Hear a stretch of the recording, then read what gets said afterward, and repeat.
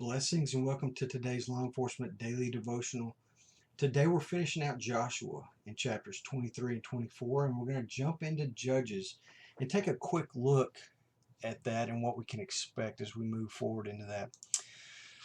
Over the last couple of days, it's been really fun, and I hope you've enjoyed it too, as we've taken this journey that Israel had as they moved into Canaan and kind of looked at it as a spiritual journey for us, kind of a reflective time to see how our journey from being a non-Christian to being a Christian and how those two kind of line up, and how we can learn lessons from the Israelites moving into Canaan.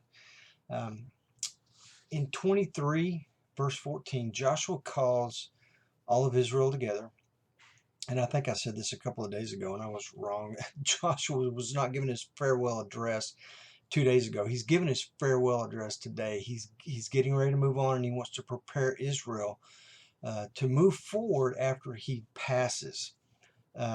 He says, "Know with certainty that the Lord your God will not continue to drive these nations out from before you, but they will be a snare and a trap to you, and a whip on your sides, and thorns in your eyes, until you perish from off this good land which the Lord your God has given you."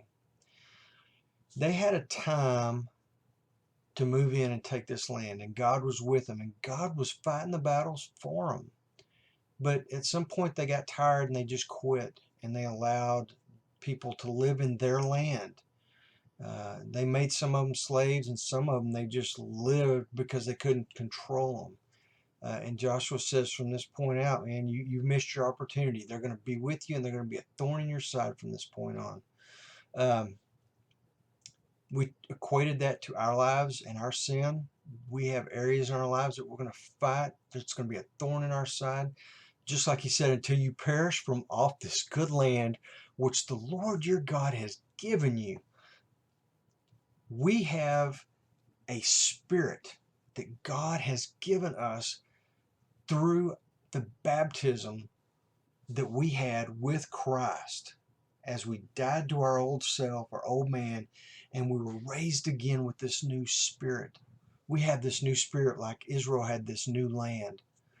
But we're always going to have that battle, just like they're always going to have their battle. Just, man, to me, it's just such an awesome way to read through that book as a spiritual guide for my own life. We will have the effects of sin until we perish from the earth, like I said. The good news is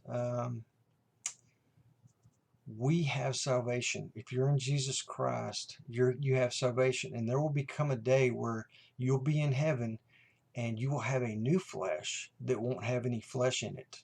Does that make sense? You will have a body that is full of the Spirit, but it doesn't have this battle raging with the flesh. It will be a flesh without flesh. I love the thought of that.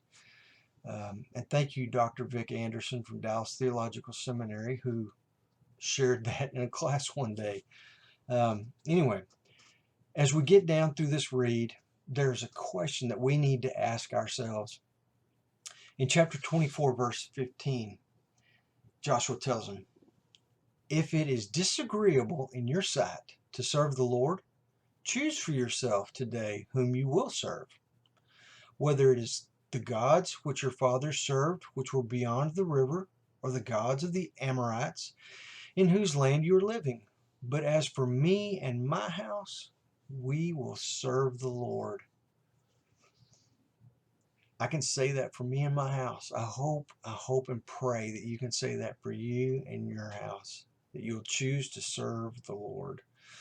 Man, we're going to be moving into Judges, which is filled with cool stories, a book I love. There's going to be 12 judges we're going to be reading about. There's going to be 6 minor judges and 6 major judges. 6 is a number of flesh.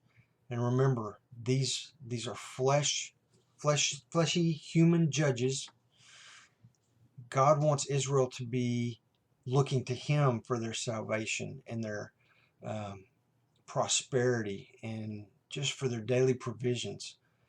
But they keep wanting a fleshy leader, so He sends them 6 minor judges and 6 major judges. It's just so cool how God does this with the numbers. But anyway, um, yeah, that's going to be Judges as we move forward. So read ahead. Go ahead and look at Judges 2 through 5. Pick out if this is a major judge, minor judge. Read their story, and let's come back tomorrow and see if there's a law enforcement lesson that we can glean from this reading. Until then, you guys be safe.